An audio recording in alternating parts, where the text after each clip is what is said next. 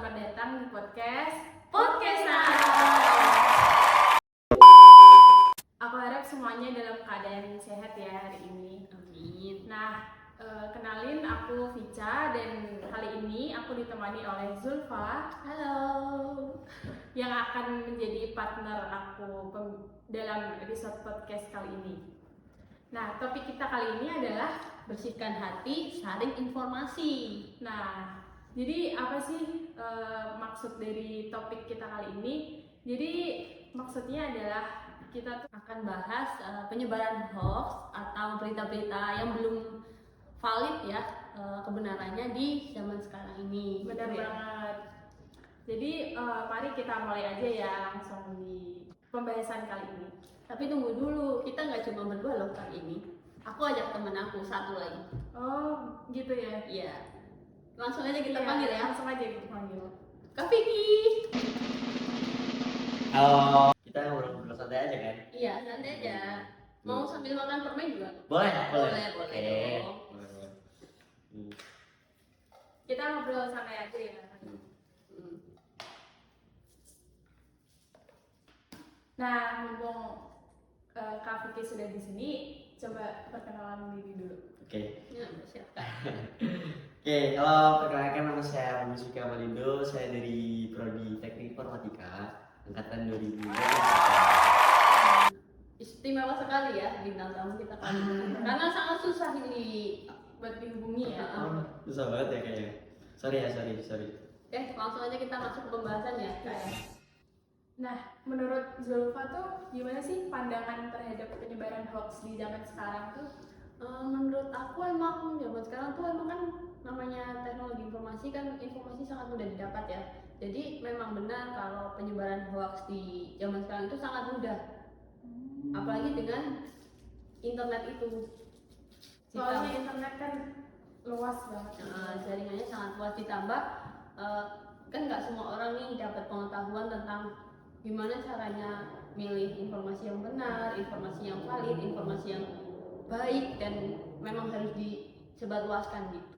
Apalagi zaman sekarang netizen itu kan sangat ini ya sangat cepat ya untuk memberitakan tambah panas gitu loh, tambah misal dari sumber A ini A terus nyampe ke netizen, nah dari netizen tuh ditambah-tambahin lagi gitu loh. Makanya kebenarannya itu tertutup. Sebenarnya kadang-kadang prihatin ya lihatnya gitu. Karena banyak juga kerugian-kerugian yang disebabkan dari penyebaran hoax itu sendiri gitu. Kerugiannya tuh contohnya kayak kita tuh dapat terdoktrin gitu kan. Iya, kita juga bisa terpengaruh. Misal contohnya si A nih dikabarin gini. Meluaslah di masyarakat. Terus pandangan masyarakat ke si A ini gimana coba? Pasti kan ada yang namanya kebencian tertanam, terus mungkin dikucilkan juga mungkin skenario terburuknya kan. Benar. Sebenarnya emang Si bahaya banget. nah sebenarnya harusnya pengetahuan kita yang lebih diasah, ditingkatin untuk mendapat berita-berita yang beredar di zaman sekarang ini. Benar banget. Kalau menurut Kak Vicky gimana nih? Dari pandangan aku sih, kita bicara sebagai Islam ya. Sebagai seorang Muslim itu kita terus berpegang teguh dengan kejujuran dan keadilan. Jadi sebaik apapun apa yang kita lakukan ke orang itu kita sejujurnya, seadil-adilnya, entah itu tentang berbicara, perilaku atau segala macam gitu. Jadi kayak berita hoax ini sangat bahaya banget, bisa kayak menimbulkan fitnah segala macam sampai benar-benar terpengaruh gitu loh, terpengaruh banget. Dan pengaruhnya itu nanti bisa nimbulin kejahatan-kejahatan Iya, lain gitu ya. kejahatan juga gitu. Termasuk juga kayak berawal dari berita hoax nanti menimbulkan perilaku yang sangat membahayakan bagi seorang muslim gitu. Jadi kayak bahaya banget gitu. Kira-kira ada nggak sih dalil yang membahas tentang hoax gitu? Setahu aku sih dalam surat Al-Isra ya, janganlah kamu mengikuti apa yang kamu tidak mempunyai pengetahuan gitu. Misal Zulfa, dia setahu aku dia tuh cuma lulusan SD, tapi dia tuh udah ngomongnya udah kayak orang S2 gitu loh, gede banget ngomongnya, jadi kayak orang tuh Melebih-lebihkan. melebih-lebihkan, jadi kayak orang tuh harus bener-bener was-was, harus berhati-hati gitu loh. Jadi jangan terpengaruh langsung, kita cari sumbernya, kita cari dari mana itu dapatnya gitu loh. Harus diteliti dulu Iya, lah ya, harus jangan diteliti dulu. langsung ditelan mentah-mentah. Dan sebenarnya kalau dapat informasi terus emang kita niatnya mau menyampaikan ke orang lain, itu harus jujur, harus Harus dipastikan kebenarannya. Harus nggak usah ditambah-tambahin atau Iya. dikurang-kurangin gitu ya, Bener. biar nggak jadi berita hoax gitu. Iya, bener banget. Tapi kalau misal dari Islam sendiri lihat hoax itu jadi sama nggak sih kayak jatuhnya kayak fitnah gitu Kak? Sama, Sama ya? sama. Karena itu menimbulkan kekecewaan dalam hati orang lain gitu. Misal si A ini percaya sama si B, tapi si B ini ngomongnya beda-beda lagi. Di saat ngomong sama si A, misal aku nanti bakal nemenin kamu ngerjain ini segala macam, tapi si B beda lagi sama ngomongnya beda lagi sama si C soal si A gitu. Berarti dia Aku nggak mau ngerjain sama si A gitu kan, sama kamu aja gitu. Itulah yang sakit hati dari si A, ntar menimbulkan fitnah yang terjadinya pecah belah di seorang muslim gitu. Tapi kayaknya aku pernah lihat juga deh dalil tentang surat Al-Hujurat ayat 6 kalau nggak salah. Jadi wahai orang-orang beriman, jika datang kepadamu seorang yang fasik, maka telitilah dan periksalah. Oh iya yang Tuh, periksalah agar kamu tidak melimpahkan suatu masalah kepada suatu kaum yang tidak mempunyai pengetahuan. berarti orang fasik itu apa tuh Kak? Sebelumnya kita kan jangan masih- kemana-mana dulu ya, kita masih belajar juga di sini golongan-golongan orang fasik. Nah, orang fasik itu apa? Ya mungkin ada beberapa orang yang Belum tahu. Fasik, menurut aku fasik itu kebingungan dari seseorang. Jadi tuh orang tuh bingung, dia tuh nggak tahu arahnya kemana. Jadi aku harus apa ya? Bingung nih, mau ngerjain apa ya?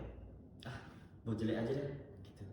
Nah, perilakunya itu perilaku orang fasik gitu. Kalau dia ngelakuin kejelekan, itu namanya orang fasik gitu. Fasik tuh nggak cuma tentang menyebarkan berita, tentang perilaku kepribadiannya dirinya sendiri.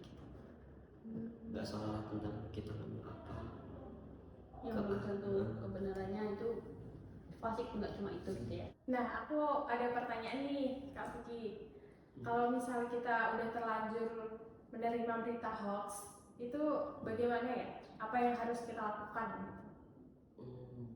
Yang kita harus lakukan kalau udah menerima berita hoax ya.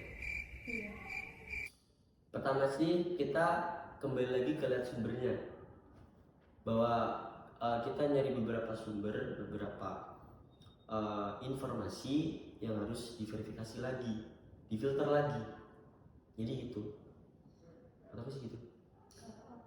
Terus nih, taunya itu tuh udah benar atau belum nih? Kan kita udah mau filter nih. Nah, ukuran ini tuh berita udah benar atau belumnya itu gimana?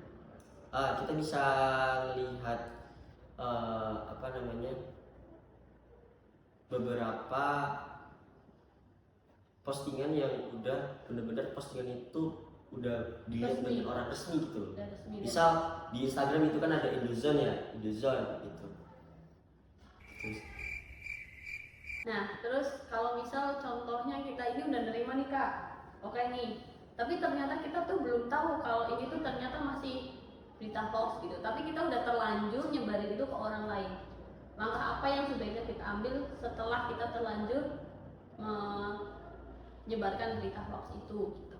Kan kita juga kadang-kadang nggak tahu ya, ternyata kita udah dapat informasinya ini, ternyata itu hoax dan kita udah terlanjur nyebarin gitu. Itu ada caranya nggak Pak? Menurut aku sih ya, ini menurut aku sendiri ya, dari pandangan aku sendiri ya. Kalau semacam kayak gitu kita seolah-olah harus bisa ngembalikin berita tersebut. Terus misal kalau kita udah nyebarin berita hoax, kita harus nyebarin berita yang sebenarnya itu apa. Jadi kamu berita, aku misal informasiin ke kamu, pertama berita hoax gitu kan, terus kamu udah nyebarin. Terus ada lagi bahwa aku tahu kalau tiba-tiba berita ini tuh ternyata salah. Nah, aku harus bicara lagi ke kamu gitu loh. Jadi harus membenarkan lagi ya. Membenarkan lagi, tidak lepas dari tanggung jawabnya gitu. Jadi nggak cuma nyebar terus udah gitu ya. Iya. Tapi kalau misalnya ada kebenaran yang baru terungkap, kita harus Nyebarin nyampein lagi. bener. Oke. Nah, jadi intinya sikap kita yang baik terhadap penyebaran hoax di zaman sekarang itu intinya kita harus tetap berhati-hati ya, dan harus berwaspada dan bisa pinter-pinter milih ini tuh hoax atau bukan gitu. Dan intinya sebelum kita menyebarkan lebih luas lagi, kita pastiin dulu nih, ini tuh beritanya udah valid atau belum, udah fix atau belum, emang kenyataannya seperti itu gitu. Jadi kita nggak ikut dosa lah minimalnya. Bener banget. Oke, podcast kali ini sampai sini aja ya. Mungkin ada yang mau disampaikan? Udahlah, buat episode selanjutnya aja.